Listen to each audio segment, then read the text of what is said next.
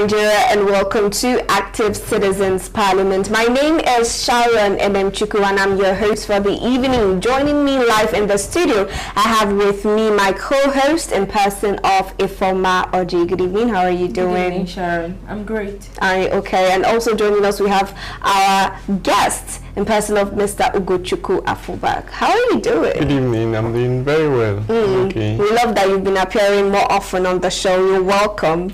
We're going straight to the stories that we have for today. First, a shocking resignation rocks the obedient movement. Its director of mobilization, Maurice Monye, steps down, citing lack of structure, poor election results, and personal financial strain.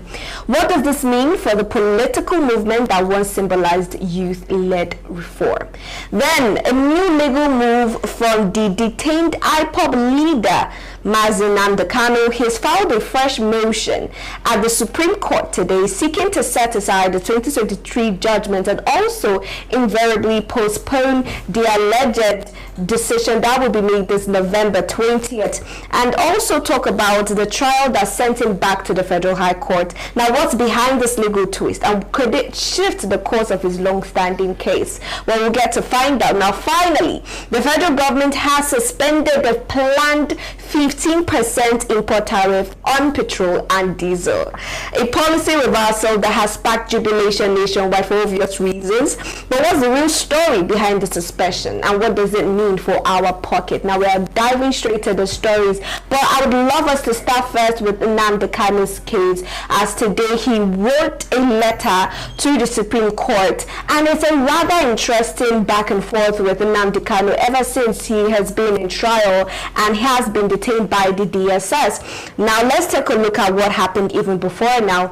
Before now, there was a court ruling in format that they were going to give the final verdict this November, and a lot of people just thought that was sealed and there was not going back anymore from that particular date. But with this new move from Nnamdi Kanu, do we still see that being the case? I'm actually kind of seeing it being postponed, because he didn't go to Court of Appeal. He went straight to Supreme Court, and he has gone there to challenge the courts that the law, or the argument, or rather the charges against me, which is terrorism act of 2013, has been revoked by the former president Buhari in 2017 and replaced with a new act. So why are you charging me on this particular act that is not, or this particular law that is invalid? You understand? So it's more like he is challenging the court on their own law. So for me, I think it's a huge. We're really going to see, something different in the law court or in the Supreme Court. You could see he was heavily guided by the DSS on going to the court, because he is as if they know exactly what they are doing, and it is time for him to expose the entire thing that has been going on, which I am yet to understand why we are negotiating with terrorists when somebody that is not even a terrorist is being held in detention. It's more like this new case is challenging the justice system in Nigeria, which Nnamdi Kanu has been standing firmly on. He just needs justice to be met. Exactly. That's what he wants. He so he is challenging the justice system. Now, Mr. Ugochukwu, right, with what we've seen, especially with what Nnamdi Kanu has said, citing that the particular charges or the grounds that the government had to hold him back has been replaced with a new law by the late Muhammadu Buhari, and it is illegal, right, for the Nigerian government or for the judiciary in Nigeria to still hold him based off of that particular law. Let's take a look at what would be the situation at the Supreme Court, because he is saying, according to them, he's writing a letter to ask one question. He is just asking for a permission to ask one question. Under which law am I being tried, right? Now, what are the circumstances if the Supreme Court either responds or doesn't? Answering your question directly, I think that he has. It's good that he's writing to the Supreme Court seeking for kind of it's not an injunction, but what he's asking for is something similar to an injunction, that the supposed judgment to be delivered on November 20th is held, that is held for now. And the Supreme Court has not replied to that request he made. So we hope to see the response. Court earlier. Yes, now I want to legally oppose what Ms. Ifoma said when she talked about the act that has been repealed. We all know that this Nnamdi Kanu's trial, it is highly political. I cannot behave as if I don't know that it is. And like she, if it is political, sorry to cut you short, is it basis for the absence of rule of law? I'm coming. I still have something to say. I'm trying not to prejudice myself or Nnamdi Kanu. So that's why I'm first accepting the fact that his case and trial is generally highly political. But then in the court of law, there is a principle that is called the retrospective principle, and what is stated is that one can, as long as you committed a crime, you have to answer to that crime. No, let me read out for you. Did he really wait. It says you can't create new crimes after the fact, but you can prosecute crimes under the law that existed when they happened. So irrespective of the fact that the 2011-2013 Act has been repealed, for the fact when he committed that crime was before it was repealed, that's before 2022, before this new terrorism act. So on the basis of the fact that when he committed this crime, or rather when they are saying he committed the crime was before the new act, he still has a case to answer, and that is the exact thing the High Court in Abuja has been telling him. So what he, like you said, does he have a crime? It is now left for him to defend himself, saying he has no crime. No, the fact that you said that is that another thing you just said is about defense, and I like the fact that you clarified the state or the year or the time where he committed this crime that he has been accused of. But before now, we saw Nnamdi Kanu going in and out of defense, right? He had a legal counsel, a legal village, and at some point he sacked them and wanted to defend himself. But what we saw after that defense was him coming out to say that he wouldn't be defending himself any longer because there really isn't any case against him. Now let's talk about a little about, what this means. If he goes to the Supreme Court, and what Mr. Ugochukwu said is actually what stands in court come November 20th, or maybe after, but November 20th, as they have stated, what do you think would be the verdict? Okay, I don't really know what the verdict is going to be because I'm not the Supreme Court, but I know whatever happens or whatever will be the verdict at the end of the day, it will rather add more credibility to the justice system and the Supreme Court, or undermine the credibility of the Supreme Court. So I think this case is actually quite dicey. And to add more things to what he said, Nnamdi Kanu is not a terrorist. If you watch an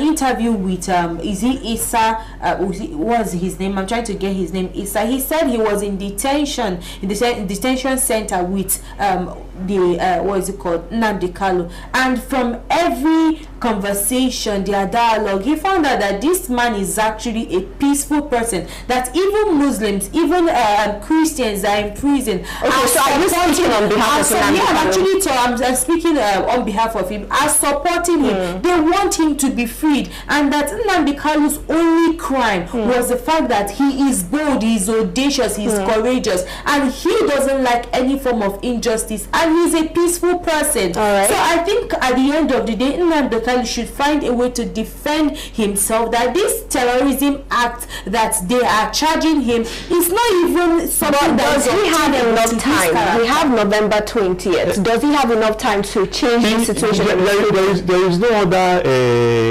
time he will have in court until November 20th when we hear the ruling. But you said Nnamdi Kanu is not a terrorist. No, but no one is. He's not a terrorist. He has not been proven to be one. So that's the case. And I hold different views from you on Nnamdi Kanu. Personally, I think Nnamdi Kanu, his ways of agitating for Biafra, it is rather violent.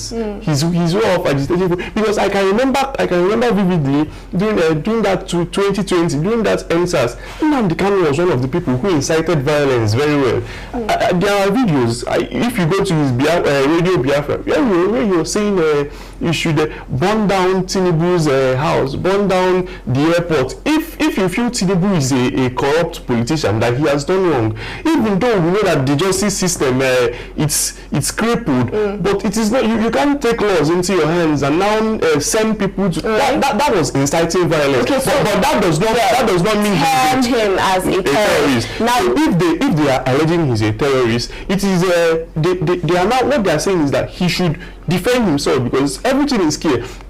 And you know, this prolonged trial they've been having, I think it's rather Nnamdi Kanu's team. They are the ones who are prolonging it, because whenever they're in court, we hear they are talking about jurisdiction. He's saying that the court does not have, Federal High Court does not have jurisdiction over his case because of how he was extradited. He's saying that it was unlawful and illegal. It was really unlawful. It is, but the Supreme Court have ruled that. I want to ask a question, okay? It is about we're not debating here, this is not the court of law, whether we'll debate on behalf of Nnamdi Kanu or whether he's a terrorist or not. It is left for the court to decide that after they have done, what they're supposed to do. Now let's also talk about November 20th, because I think everybody is sitting down anticipating what that particular judgment would be and how it would look like. It could go two ways. It could go two ways, really. It's either they let him go or they detain him. So I am just asking a practical question. What do you foresee would be the situation of things if they let him go or they detain him officially? Okay, so what I think none of the above.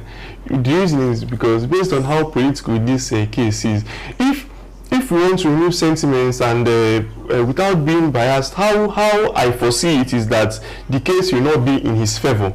But then I've already said it on earlier that this case is political. It's politically motivated. Exactly. So what I think will happen is the federal government they can't risk terming Nnamdi Kanu a terrorist and charging him formally. I doubt they will do that. I think they will try to split it, make Nnamdi Kanu and his team, they would win some part of the argument, and then also they might charge him, but not fully on when someone is charged on terrorism. The penalty is, they can't risk it because it will escalate tension in the southeast. So you're thinking they would reduce the charges, or the count on which he would be prosecuted would not really be terrorism? Not that it won't be terrorism, but the penalty he will face, I think it will be lesser than originally what. But he would face penalties, what you're saying? They will say he will face penalties, and then next thing is that Southeast politicians and stakeholders will now go and intervene for him, and most likely the president will offer maybe a clemency, maybe not free him completely, but I definitely know that they can't risk losing the Southeast. Okay, and if you were to predict it, well, what would be your prediction?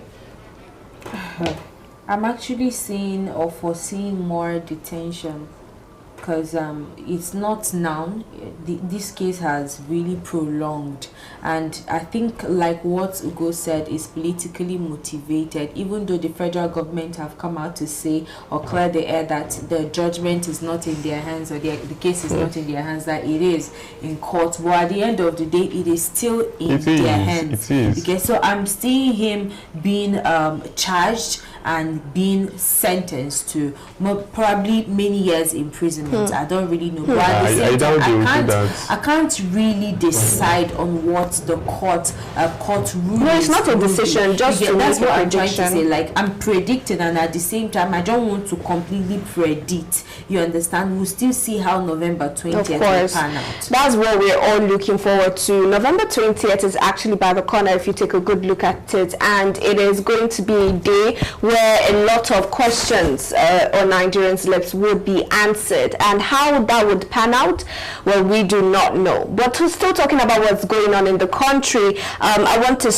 go to a lighter story. So we are seeing now that the federal government has reversed and suspended the planned 15% import tariff on petrol and diesel. Now this, when it came up, really shook the nation with fears and cries and panic, with all of that anticipation on how this import tariff would negatively affect the lives of Nigerians. The federal government coming to suspend this import tariff now, is that a good thing, or is it something that just screams reactive?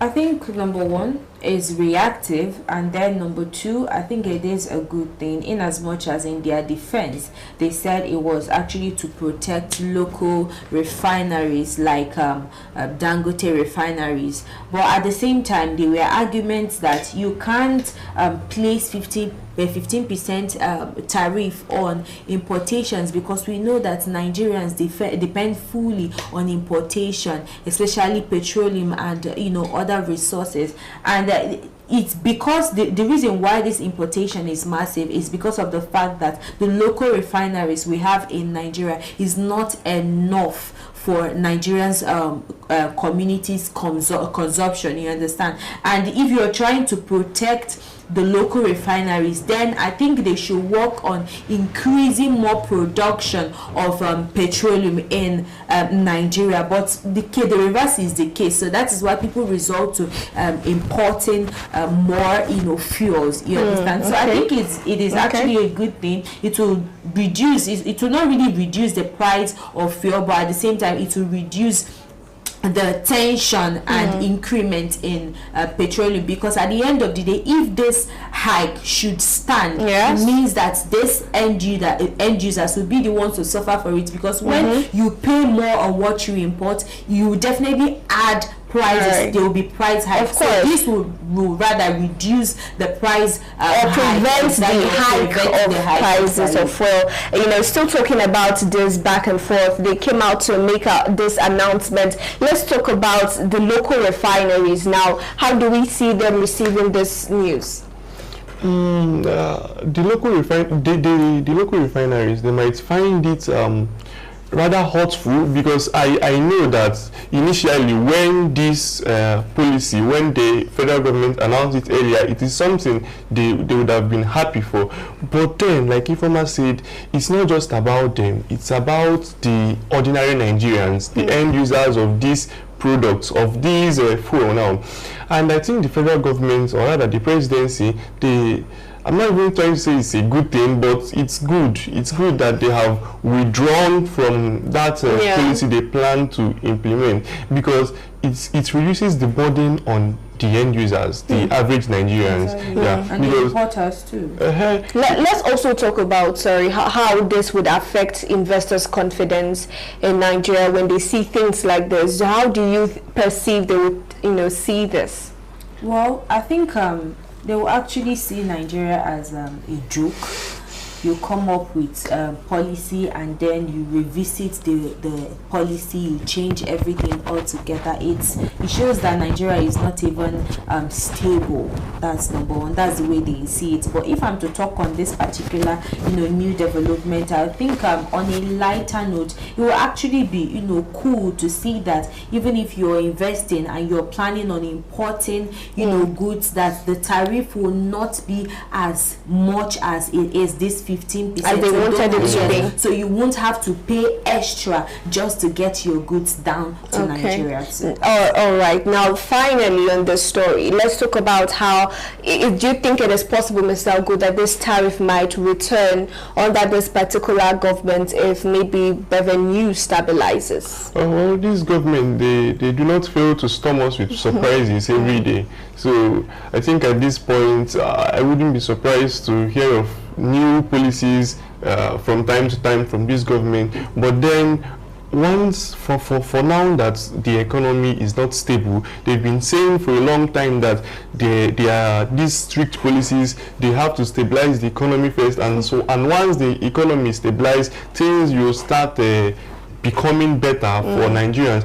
But it's 2 years and a half now. Things are not becoming better. I don't even think the economy is stable. So all right, let's no, just to wrap it up on this particular story, okay? Now, you're talking about the fact that it's been 2 years plus under this current administration, and we are yet to see the stabilization of the economy. The federal government will come out to tell you that it's a long-term game that they are playing, and it's painful now, but long-term, maybe they would see the benefits. This brings us to the final story for the evening. Now, we're going to the situation happening over with Labour Party. Now, the Obedient Movement Director of Mobilization, in person of Maurice Monye, has resigned from his position as Director of Mobilization. Now, let's talk a little bit about the things that he said were his reasons for that. What was exactly what he said when he was, resigning?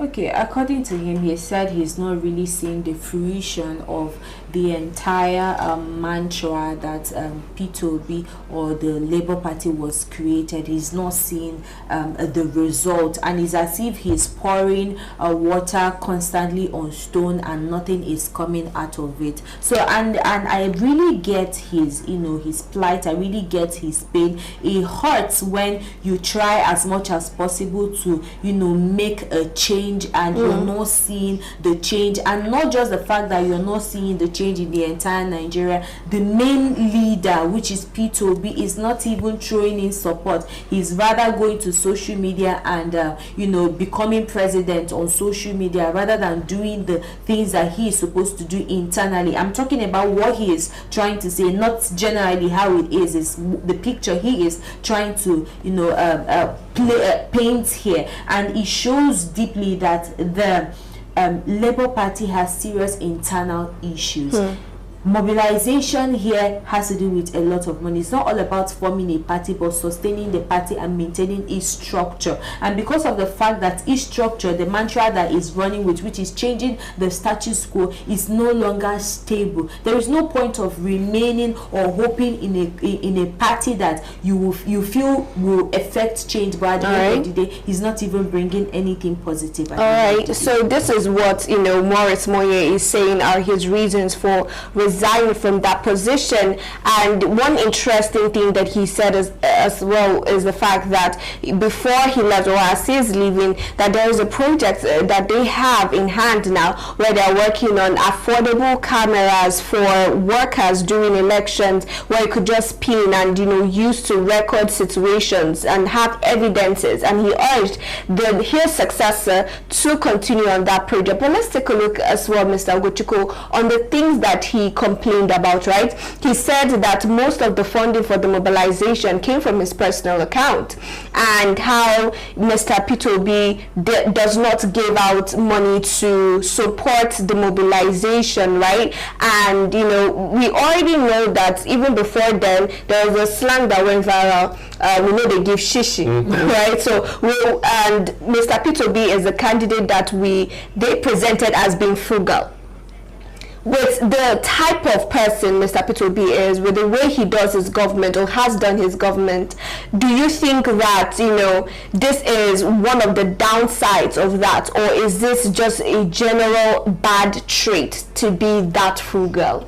No, I feel that when leaders fail, they should be held accountable. And then I am saying it now that based on what Mr. Maurice Monye has come out to say, Mr. P2B failed completely on that part. Referencing to what Ifoma said, I think this is even beyond the Labour Party. I think it is more of the obedience movement. Yes, the obedient movement. And in 2023, something spectacular happened.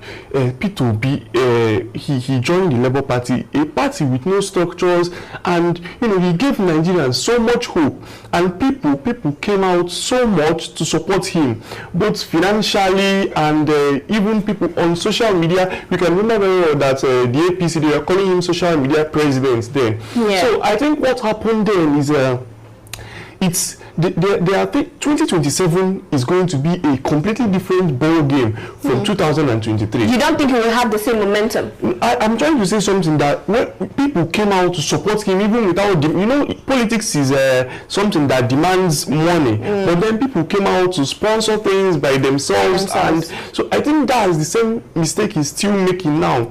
If you want to have real structures, you will have to finance it very well. You will have to finance, because from what Maurice Mune was saying, even their publicity, people don't just do things out of goodwill. Yes. Even if it's goodwill, you have to compensate them.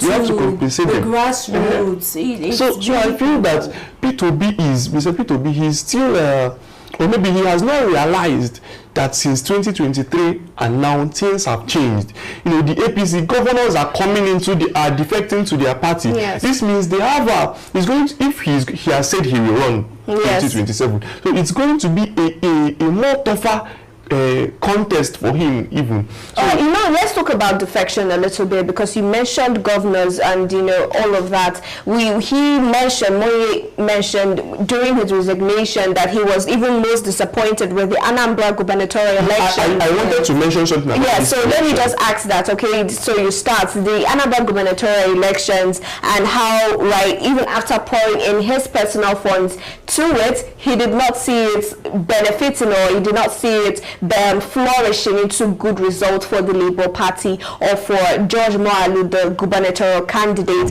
That particular statement, when you look at it truly, holistically, APC controls majority of the state, PDP just a few, LP, how many do they have? So let's talk about that complaint that he made.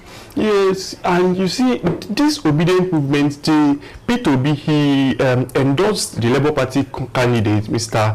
George Mohalu. He publicly endorsed him. But something I have observed from this election is that the obedient support, the support that they give to P2B from this Anambra election, I think it is non-transferable. That is how I see it.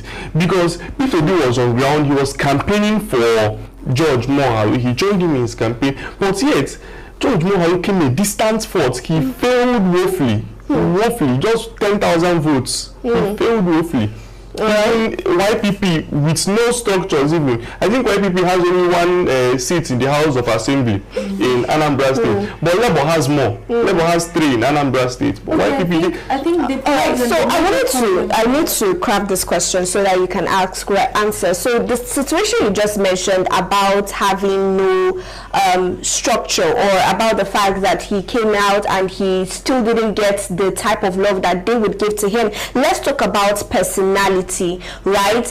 Could it be a situation that Nigerians fell in love with his personality, and that love that they have for him is solely because it is him? Now, trying to transfer that, now, do we think that people are also looking at the personalities of the people that he is trying to transfer that sort of massive love for? Yes, that I think personality here matters a lot, but at the same time I think he's losing momentum, because it is in Nigeria, it is not only about personality that people want this time around. People want to be moved by personality and funding. So when you are able to pose as this particular person of integrity, you need to back it up with funds. And with P2B, they give shishi to him, you understand? So it has to be the will of the people to a point, or rather say, okay, this is the person that we're going for this person's personality. Apart from that, did we see the APC candidates and the APC party doing that? He might have actually campaiged, he might have actually brought out a lot. No, I'm comparing the presidency. They came into Onitsha, they campaigned massively for the APC candidates. We saw even the governor of Anambra State, he went out and he was campaigning. Is you know where he talked about if you mobilize people that he will give you certain amount of money, you understand? So these are campaigns. You didn't see P2B doing that. I didn't see P2B doing that. He just came out to make speeches, to give speeches. That was the only thing he did. There was nothing like, okay, I am going to do this, or I'm going to mobilize people from the grassroots to do this. It is this era has gone beyond, social media or beyond personality. It is now based on what can you offer people if they support you. And that is still the same thing we're talking about, being transactional, politics being transactional this day and age. Now, finally, even as we wrap up the conversation, how important is it for the Labour Party, the party in which Mr. Peter Obi belongs to hold power, or to have a level of standing when we are talking about politics in Nigeria ahead of the 2027 election? Because he did that in 2023, where he brought out LP without any structure, no connections, no godfatherism, and he just went to the top. Do we see that being replicated in 2027? From how things are moving now, I don't see it that way. But I wanted to say something.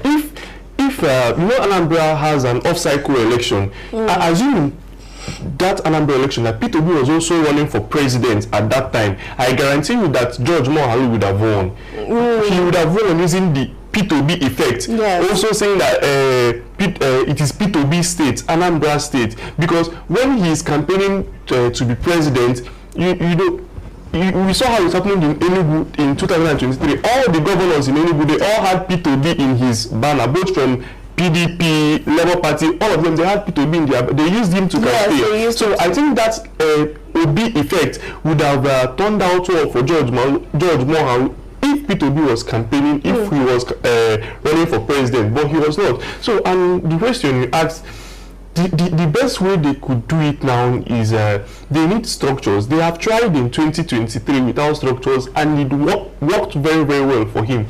But this is now a second-term bid for the incumbent. You know how it's very difficult to see a one-term president. Yes. So he needs more than just support and people. He needs real structures this time. So it is time for him to shake hands with the political. Yes.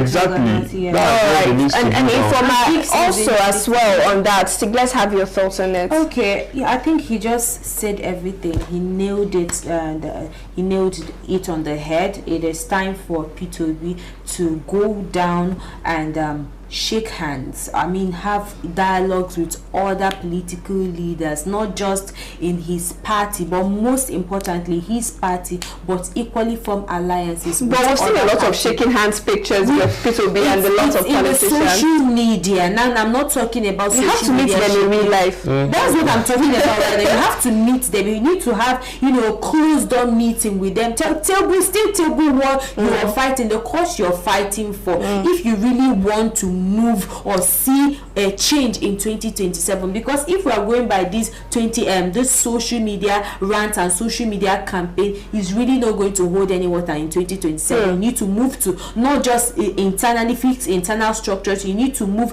to the grassroots and shake hands with form more alliances with political notable figures in Nigeria. All right, now that would be interesting to see Mr. Peter Obi do as we all wait for the 2027 presidential elections. Now, this has been an all-round conversation. We've had talks about the Nnamdi Kanu's case, that he is being tried for terrorism, and he made a quick visit to the Supreme Court asking one question: under what law am I being charged? Now, we moved over to a rather interesting news, seeing the federal government suspending the proposed 15% import tariff on fuel and diesel. And finally, we touched down to Mr. Peter Obi, but the resignation of his director of mobilization and what that means for the 2027 elections. My name is Sharon Nnamdi, and I did not do this alone. I did this with my co-host in person of Ifoma Oji